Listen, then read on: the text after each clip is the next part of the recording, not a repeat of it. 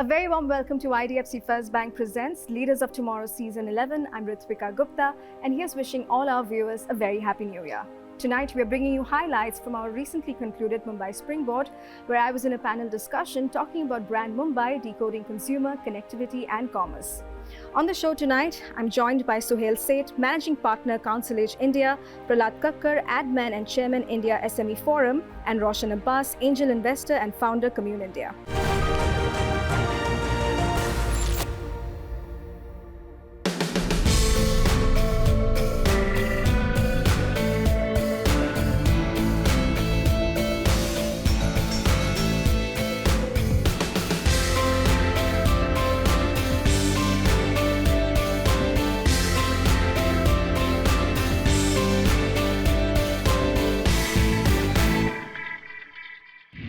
I want to open this up with a common question to each one of you.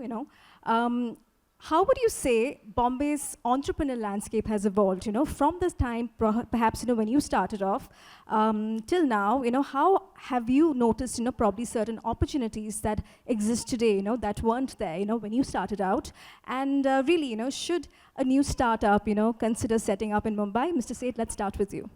Thank you so much. So there are 3 or 4 things that are marvelous about Bombay. One is its constant apology for terrible infrastructure by saying, but the Mumbai spirit will reign. That has caused the biggest problem. We have allowed this so-called Mumbai spirit to be the defining cover for all the incompetence which has wreaked havoc on this city by a few people in the corridors of power. But the realities of Bombay are very unique. It's a tremendously powerful city because its people are so resolute. So rather than salute the so-called spirit of Bombay, it's time to start saluting people who have made Bombay what it is. People who have fought for Bombay. People who have gone and told the powers that be that you cannot take away land for some metro sheds, that you can't destroy the Methi River, that you can't wreak havoc on a city, that you can't be proud of Dharavi. Bombay rewards competence. Bombay also salutes people who are ingenious. I mean, I'm not saying this because Prahlad is several years my senior and he looks it too. But people like Prahlad Kakar and all have contributed vastly to the changing consumer landscape of this city. Bombay rewards equality. It rewards, to my mind, and honors equitable justice, and is actually the capital of India's heartbeat. If I were to define Bombay, this is where India's heart beats. It is cosmopolitan, by and large secular. It respects private space, it respects identity. Mr. Kakar, do you agree? Well, Suhel has actually summed it all up. We have an extremely incompetent administration and an extremely vibrant people. Now, what Bombay has managed to do, regardless of its infrastructure, which is screwed completely haywire because they're trying to do everything at the same time. And therefore, they're just bringing the city to its knees because it takes 1 hour to get from my home to the bridge, when it actually, you can walk faster. So the fact is that if you walk up to the bridge, you'll probably die because of the effect of what you breathe in. And what they've managed to do to the city is amazing because we've never had a pollution problem, except this year. This is the first year that Bombay is choking on itself. And worse than Delhi, where we used to all feel sorry for Delhi because they say, okay guys, have a happy winter. Or migrate, or do something. But the defining part of Bombay is what actually nobody understands, not even this room.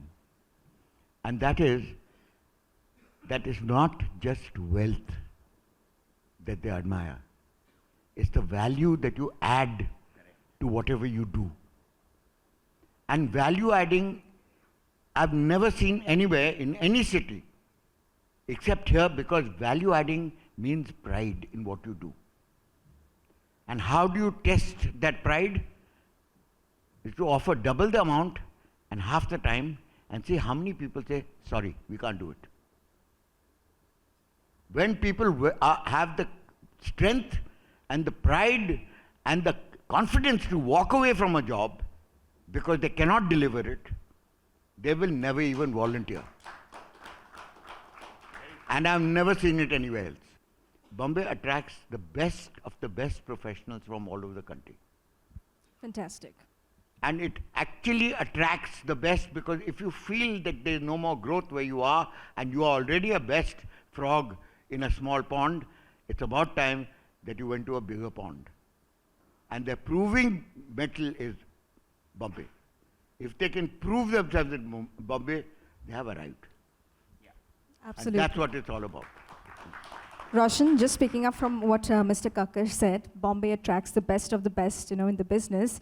So should a young entrepreneur consider starting up in Mumbai? So you see, there's something I was told when I came here in 1999, which was that this is a city of storytellers and dreamers. And if your dream isn't fulfilled, then you tell a story about it to convince people, which is why the cerebral Bollywood bit that, my film worked in the interiors of Chhattisgarh is what you might end up saying. But on the other side, मुझे ऐसा लगता है कि यहाँ पर अपने पसीने के पैसे आपको मिलते हैं. If you're willing to work, which is what Prahlad was saying, which is what Suhel was saying, if you're really willing to work, you will find that opportunity. When you talk of young entrepreneurs, yes, if it's IT linked, then obviously most of the work is happening out of Bangalore because talent is available, the cost is a lot lesser. But we must consider the fact that a lot of the startups that are coming in are coming from various sectors. So if there's an entertainment linked startup, it obviously comes here. And that's what they look at. And if you look at the size of certain markets that are now happening, whether it is the OTT space, whether it is stuff that's happening on YouTube, Instagram, social media, etc., all of them end up trying to gravitate finally to this place at some degree. What has happened is I think the pandemic actually made a bit of a change in that. So while everybody used to gravitate here saying, your big celluloid dream or any other dream that might be media-centric will be fulfilled in Bombay, what I have seen is that a lot of young entrepreneurs who were based here, people who are working with Paytm Insider, Book My Show, restaurateurs, entertainers, have suddenly started moving to Goa. And because they find that remote work is a possibility. So before that, they were all here, all living between the Andheri to Bandra belt. But suddenly there seems to be this large exodus which is happening. People do come here for work. So I'm a little worried about why these other places are taking precedence. And I think a lot of it has to do with what Prahlad said about the quality of life. For this younger generation, so I'm a little conflicted about, yes, even now there is access to a lot of, if you want a quick, if you really want your startup to suddenly blow up, I mean, if you look at it, every person you want for an endorsement is based out of here. You're coming here, you're meeting people here. If you want to network, this is the place. If you're looking for investment, this is the place to a large degree. But then there seems to be on the other side this issue about I'm finding a lot of young people having an exodus purely because of lifestyle. And I really can't blame the city for it, because when you look at it, we're a place which has got a population of roughly, if I look at the last numbers, 20 million here. If you look at Shanghai, it's 26 million. If you look at Dubai or London, and if you look at the infrastructure, there's 11.4 kilometers worth of metro here. There is 700 kilometers in Shanghai. There is 75 kilometers in Dubai. There is 402 kilometers in London. Look at the need that we have. So we're a city in a hurry trying desperately to catch up at one side, falling on the wayside with all of these issues of, oh my God, look at the AQI, it's 380, suddenly never heard of it before, we never had these issues, everything is blocked, you can't get anywhere. But we need that road, we need that metro, we need that as well. So I'm just, that's where I get stuck. Time. But if you don't have it at the same time, Prahlad, your great-grandchildren will not be able to use it. It has to be planned. Nothing is planned. Yeah. But that is because I think everybody wants to do it in a frenetic pace. I just, based on what Roshan just said, planning is not in the Indian DNA. We planned for 20 years earlier, 20 years ago, not 20 years hence. It's time for a quick break here. We'll be back shortly. Stay tuned.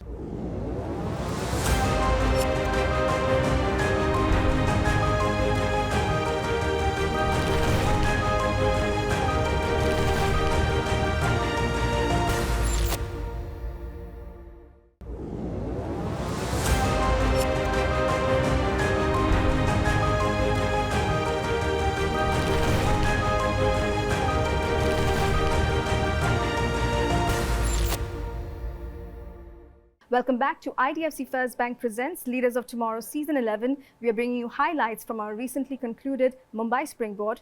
Take a look at the panel discussion.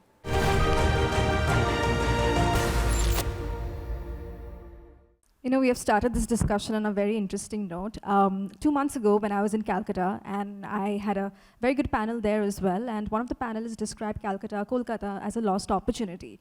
So I just want to open this up again. You know, is Bombay a lost opportunity in that case? Not yet. Not yet. We have hope. Not yet. We still have some dum left.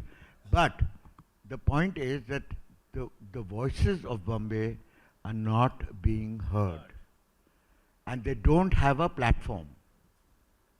You know, I'll actually come and say that there is a lot that's happening on ground, which is there's small ripples, but I think they will lead to a large wave. For example, exactly. So what Suhel said, for example, Art Deco tours. There are Art Deco tours. There's a lovely company called Khaki Tours that is doing this in town. There's a double-decker tour that is happening in town, and all being manned by young people.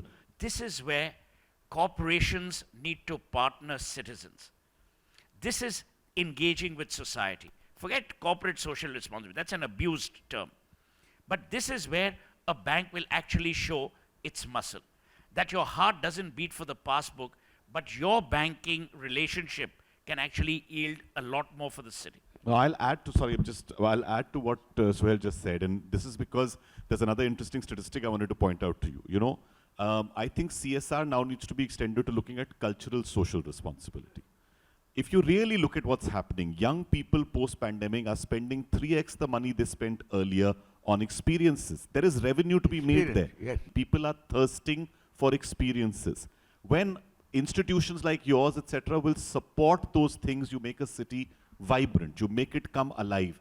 People don't just move out. When people move out, they move out and feel secure. They feel safe. They feel that they are the pulse of the city. You hear the voices. We run something called Spoken Fest every year.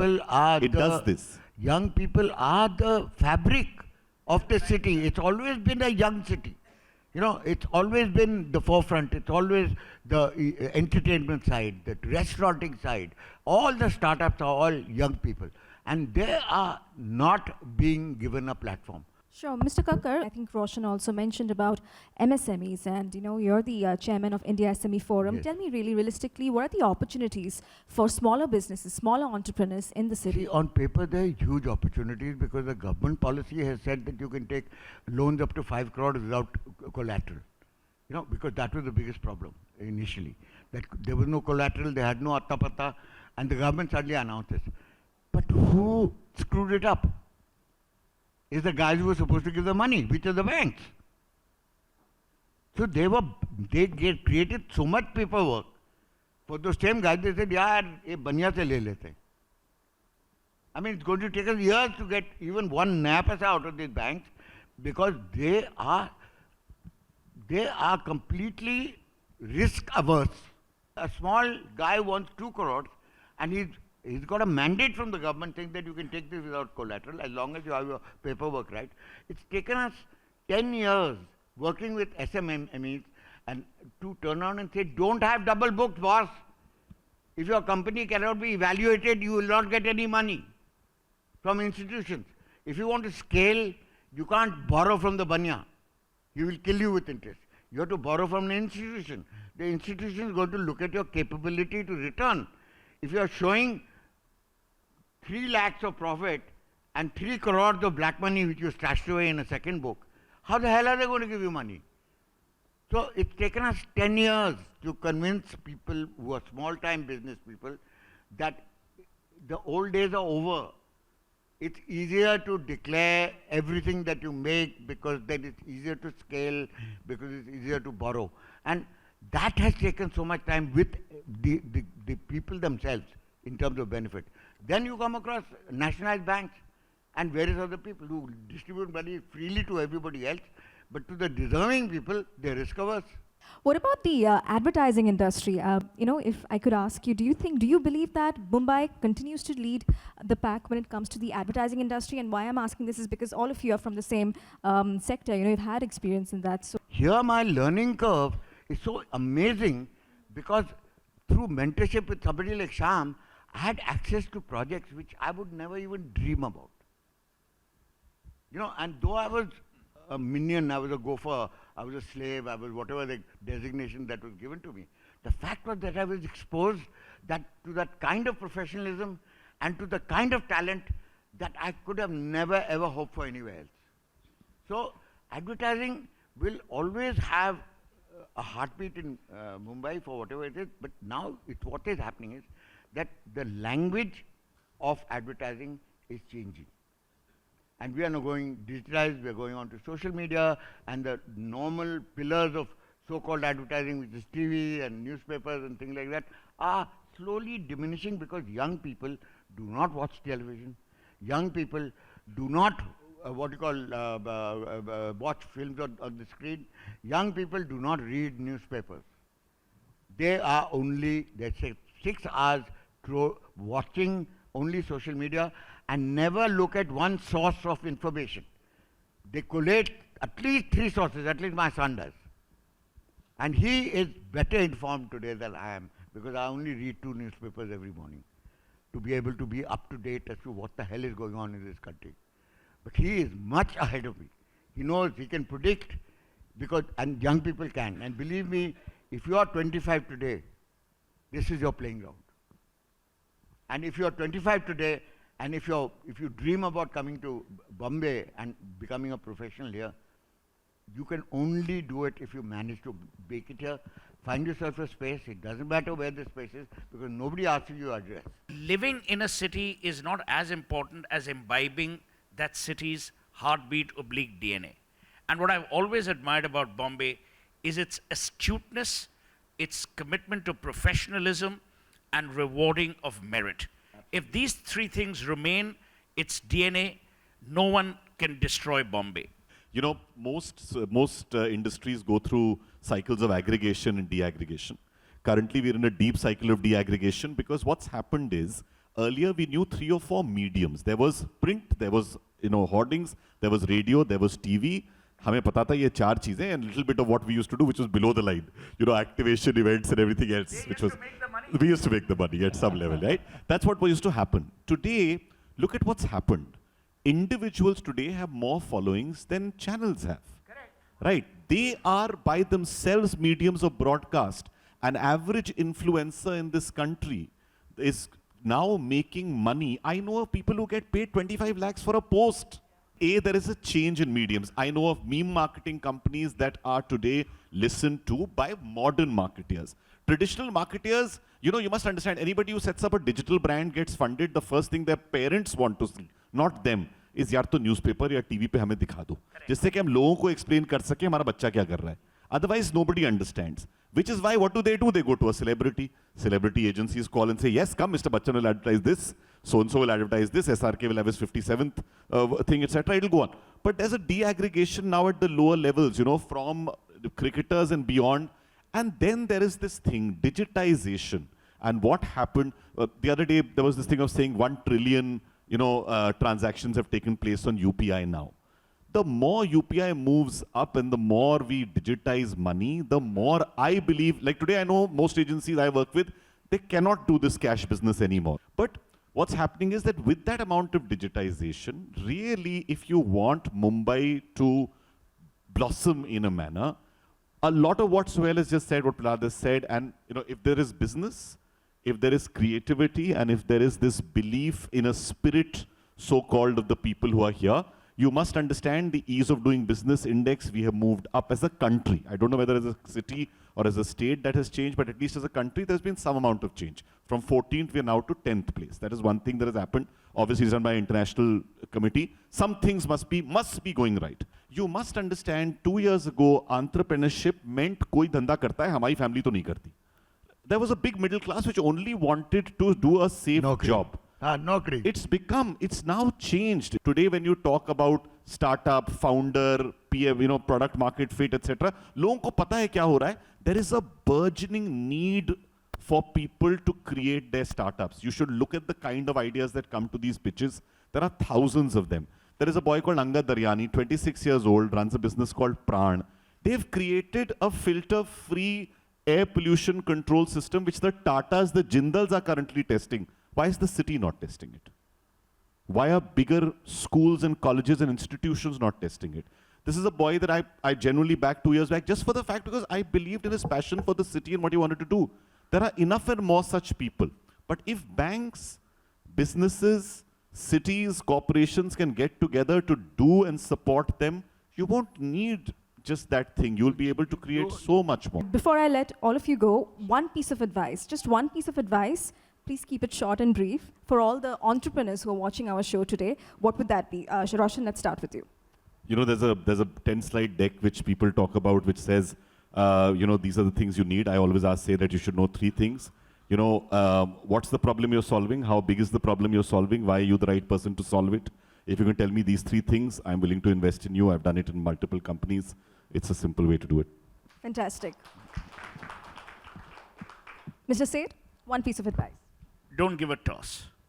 Remember, India is like the bumblebee. Aerodynamically, the bumblebee is not supposed to fly, but the bumblebee doesn't know that, so it flies happily. Imagine the world doesn't exist, and if you were to succeed, what would you do? Without obviously compromising your values. Mr. Kakar. Well, my psychometric test says it all as far as entrepreneurship is concerned. What are the sum total of your fears? How passionate are you to actually overcome your fears, not become fearless? Because that is stupidity. To remain with fear, but be able to act through it. To be able to perform despite your fear. How much passion do you have? How much hunger do you have? And if you can define your fears very logically, we will take care of them. Thank you so much, gentlemen. This was a lovely discussion, a very comprehensive and honest discussion. Thank you so much for joining us today. With that, it's a wrap on this episode of IDFC First Bank Presents Leaders of Tomorrow Season 11. We hope you enjoyed the discussion. Thanks for watching. Goodbye.